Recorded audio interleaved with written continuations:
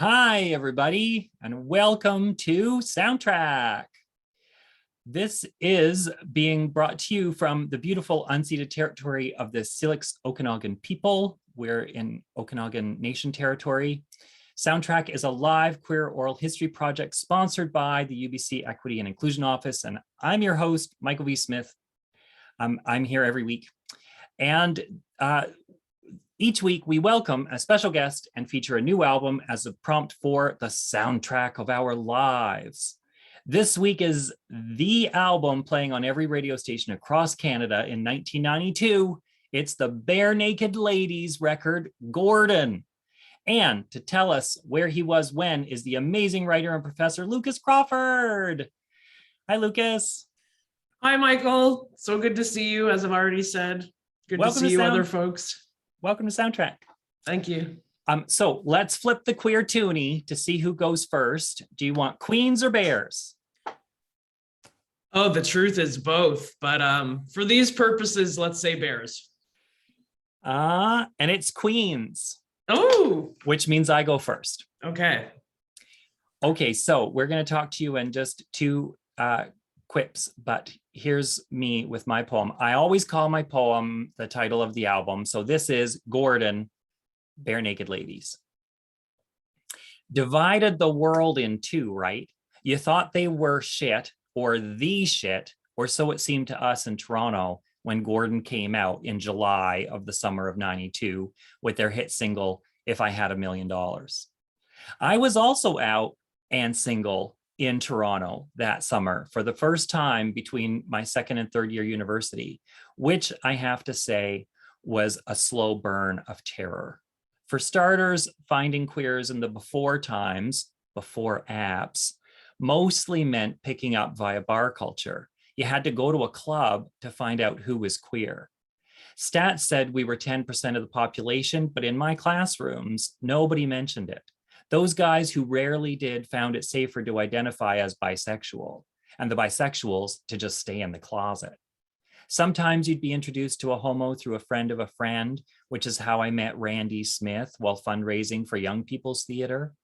His name tickled me because maybe we were distant cousins, and Randy was appropriate for this gay virgin I deflowered, which made my uni buddies call me the cherry picker for a whole season.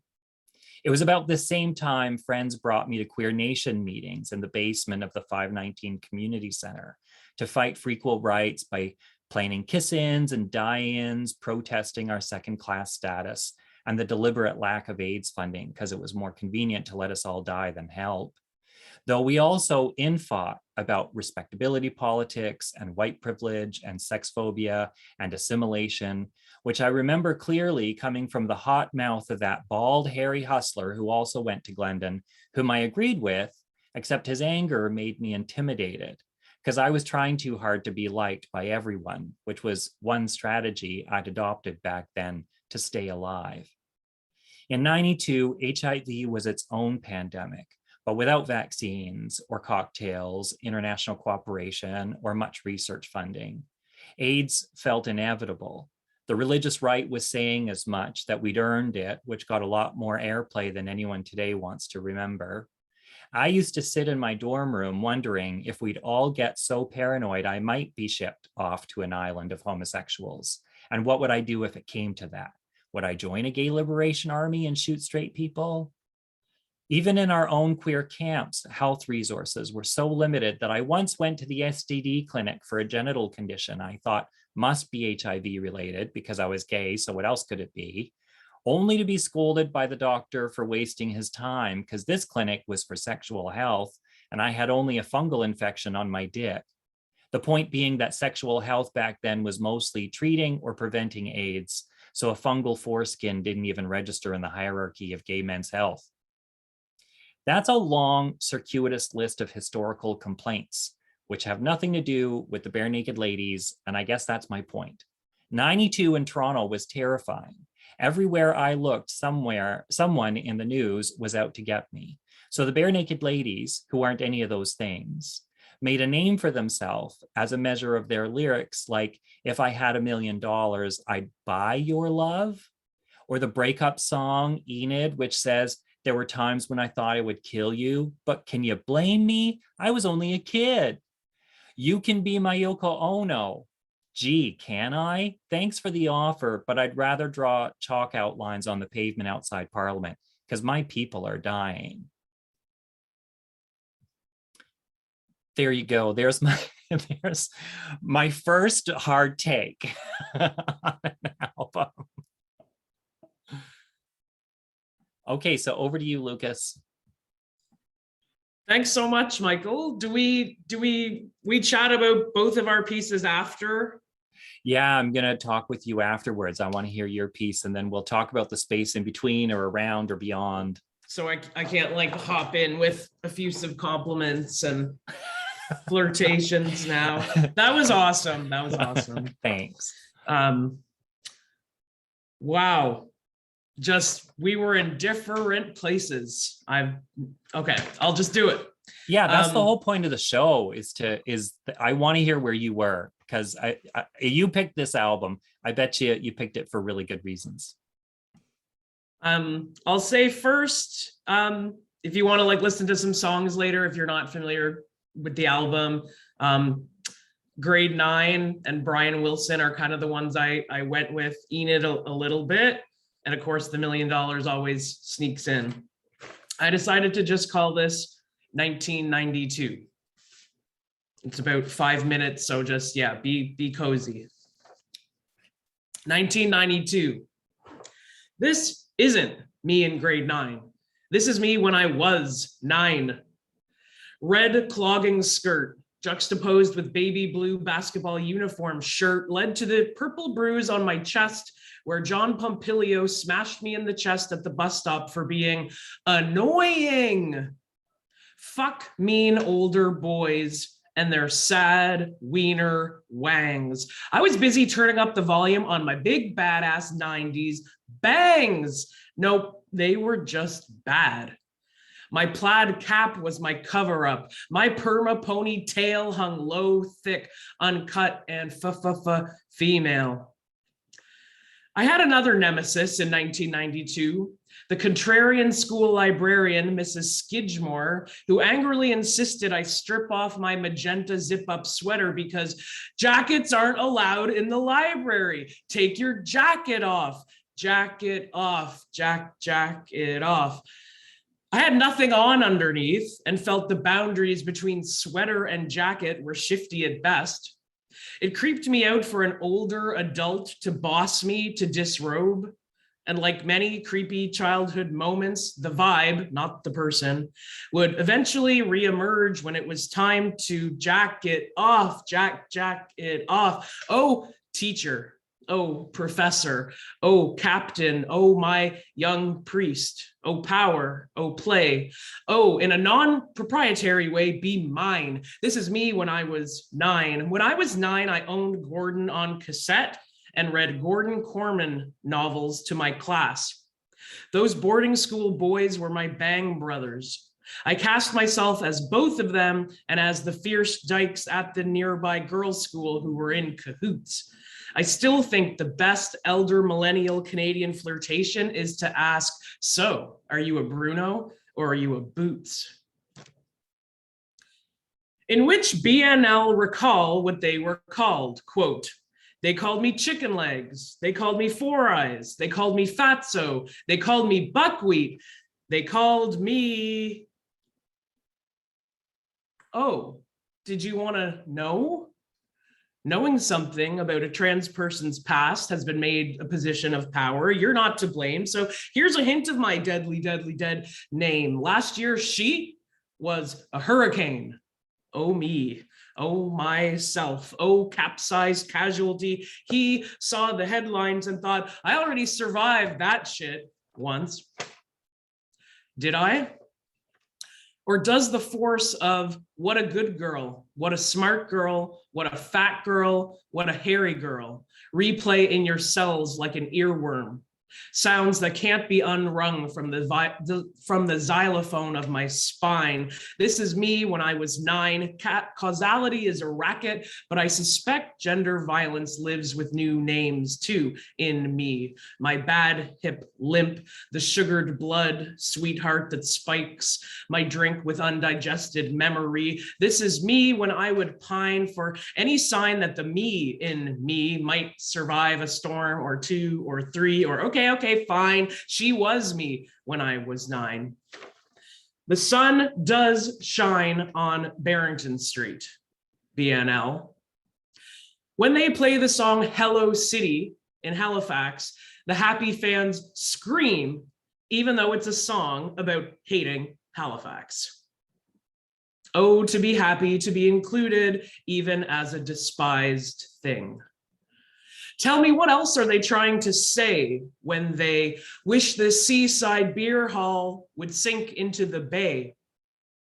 When I was 32, I launched my first book at Venus Envy Queer Bookstore and Sex Shop on Barrington Street. My Catholic aunts lined the back of the shop, one with her own lumbar support pillow in a neat row in front of the wall of fleshlight masturbatory aids. Come, all ye faithful. Joyful and triumphant are great, but have you tried being a depressed trans person in graduate school? Those 2 teen girls who followed me across campus, loudly mocking my body on my way to teach my very first class. Kiss my ass and pay my psych fee. God, depression. Brian Wilson laid in bed like me.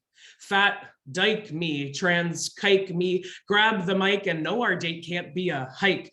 Me each learned how not to care if you don't particularly like me. Blah, blah, blah, identity. I'm 300 and that's light me. Quantitative data, that's not like me, but if I had a million pence, I'd only weigh 10,000 pounds, and I have grown wary of diminishing conversions and returns.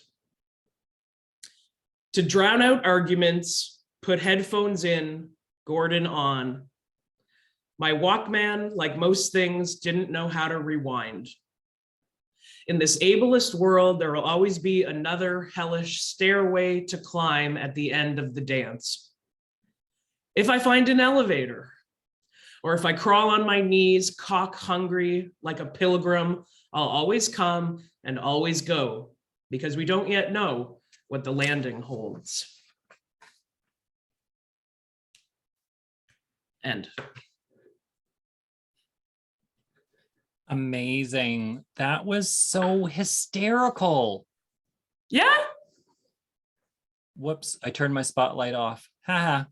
There you are. There I am. It was so funny. Oh, good. And terrifying and so sad. Likewise.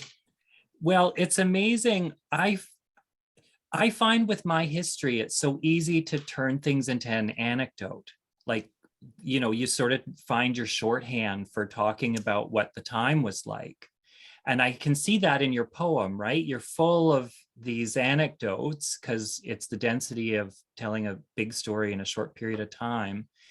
How much of that, it made me wonder how much of that was hard for you to write? Gosh.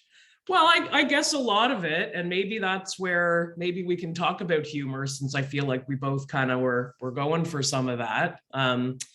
Is that where the humor comes in to kind of soften the, if that's the word, soften the hardness, or add the entertainment to the drama? Yeah, I find, well, a lot of the humor for me in your work was familiarity. Like when I was teaching a comedy class a couple of years ago, the textbook we had said there were 2 kinds of humor. There's humor that tells the truth, and there's humor that's a fabrication. So there's the truth and the lie. And I noticed after teaching that class that most of the humor in my life, like most of the jokes I make or the things I find most funny, are true things. Yeah. It's just being candid with the truth. And it's amazing to me how much of my young life used humor to try to make myself be liked, like I talked about in the poem. I was always trying to entertain people because I needed to have allies in the classroom, on the street, in the bar, in the family. I needed to charm people in order to keep myself safe. And so you find it's sort of like when you're underwater and you're trapped under ice, you have to find the biggest walrus. They're going to go for air earliest. I learned that watching Captain Nemo. Same thing. You need to find who's the biggest goon who's got a soft heart that I can befriend with humor. Oh, we might have been friends Oh God, I'm sure we would have been. or something. I might have been your babysitter, let's be honest. Well, In 1992. yeah, But friends, babysitter, sure. babysitter and crush. That's hilarious. I wanted to pick up on what you said about the being liked by everybody thing, because as soon as you said that, I was like, oh, and I've got a line that's about like, I've had to learn how to be okay by, not being liked by everyone. And Yeah, to be like, included as a despised thing. I wrote that down. It's better to be ugh, included as a despised thing than to not be included at all.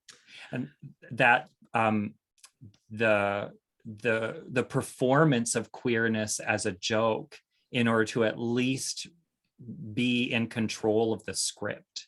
I had to unlearn so much of that. yeah. And I think that was how fatness worked for me.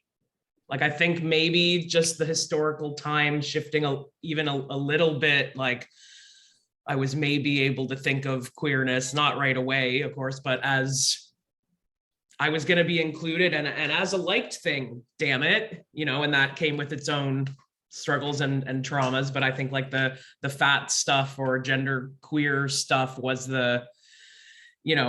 I'm going to make all the jokes about it because I'm going to preempt your jokes, and my jokes about my body are going to be funnier than your jokes about my body. So I win or, but like trying to make things livable when you're that young, God. But like I guess my question for you is like how, like maybe it's a question for our therapist, but like how to cast off that needing to be liked by everybody, or like being like likability as a gauge of value of a person. Yeah, it's such a I'm going to answer it if you answer it after.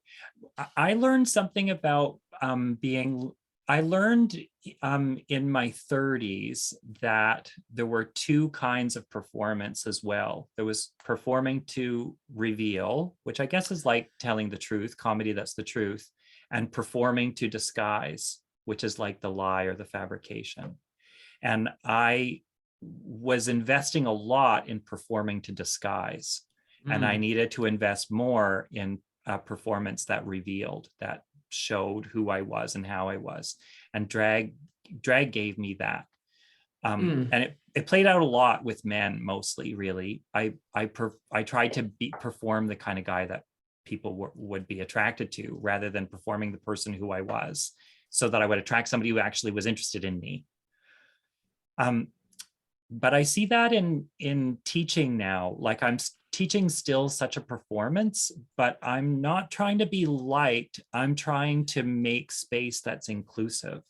And sometimes that means not being liked, but having a clearer eye on what the end result is has really helped me. And I think teaching was a part of that. Teaching taught me how to perform in a way that was compassionate, but really clear about our boundaries, really clear about what you could and couldn't talk about, what, how, that kind of thing. Does that resonate for you? Yeah, there's a lot in there. The like performing to reveal and then performing to disguise. Gosh. Feel like sometimes I thought I was performing to reveal, like I really felt it. And then after, it's like, oh, that was a bit of disguise, but like what? Disguising from oneself sometimes. Like I wonder how the boundaries shift between those two. Like since you mentioned drag, like I think of drag too, and that was in a way a performance to disguise, but it was a disguise that let me reveal maybe not like, oh, my true gender identity or something, but like a true what? I don't know exactly the word. Yeah, I guess it makes me think about your relationship to your gender, right? Like you're raised to be a kind of gender that doesn't jive with you, and you're sort of constantly performing to disguise, right? And the process of aging out of that, aging into yourself, is learning how to reveal more and more of what the inside is, externalizing that. Oh, that's interesting. Yeah, I think, and maybe just for the record, I was just not a convincing performer of little girl. Like, was very convincing performer of good student, bright little person, or whatever, which came with lots of happy things and I guess a kind of privilege or whatever. But yeah, I had it so deep in my, and I pick your silly metaphor. I don't know if it's bones or what, but I just had it very deep in me. Like I am not willing to do anything to be seen as a girl. And like I really felt that pretty young, and I'm not super into like the I was born trans narrative, and great if folks are, but for me not really. But it was a real early refusal to perform to disguise, I will say. Often with like a lot of pressure and of course a lot of punishments for not doing it. And it was like, nope, sorry, I'm wearing my Ninja Turtle sweater for picture day, and that is 1992. And like I'm gonna be, I don't know. And so I don't think I ever was, okay, I've got to perform girl, but that's amazing. The pain that comes with not like it. I guess this was another question I had for you, like how to deal with the pain of, or how to deal with the knowledge that, let's say, your humor or likability, that like it partly came from a history of pain, or like came as a coping mechanism. Yeah, defensive mechanism. Like for sure. Yeah. How in our 30s and 40s and 50s do we make peace with like, oh, that thing I like about myself, yeah, that came about because, you know what I mean? Yeah, I sharpened that blade. It's a real killer tool. How am I going to use it more productively now? How do I, and without getting myself or my people cut? That's more than our 20 minutes. Isn't that amazing? It's so already fast. Yeah. Do you have any last thoughts? Anything? Tiny, briefly, only want to say thank you for making me realize that this is like a peak AIDS in Canada album. Like I'm sure I was seeing things in the paper as a 9-year-old, but like I that's gonna make me rethink it. Yeah. Well, yeah, it was a weird time. And I think part of the reason I hated the album so much at the time is because it was so generic and fluffy, and my life was so different in the same city. Yeah. It was a real life of like that album's full of privileges, and you see the sexism in it everywhere. Yeah. But like whatever, it was also a product of its time. And I think those guys were sweethearts from all accounts, right? People loved them as people. They were great performers and they were kind. And so we all grew up a little since then. But like that bubblegum happiness as like hitting #1 during that part of the AIDS crisis, that's quite the juxtaposition. Yeah, it is the juxtaposition. Yeah. Well, Lucas, I adore you. You're amazing. Same. Thanks for coming to the show. Thank you. I want all of us to give Lucas a warm thank you of applause. If you haven't already, I always say, check out our Facebook event page or the Soundtrack group for more info on Lucas. Buy his books, write him fan mail, invite him to read in your town, and teach his brilliant books in your classes. I want to thank, I've got a fancy new system. I want to thank the Equity and Inclusion Office for sponsoring this event, and the Inspired Word Cafe for helping to get the word out. We'll see you all next week. I'm sending you all big mwahs. Bye, everyone.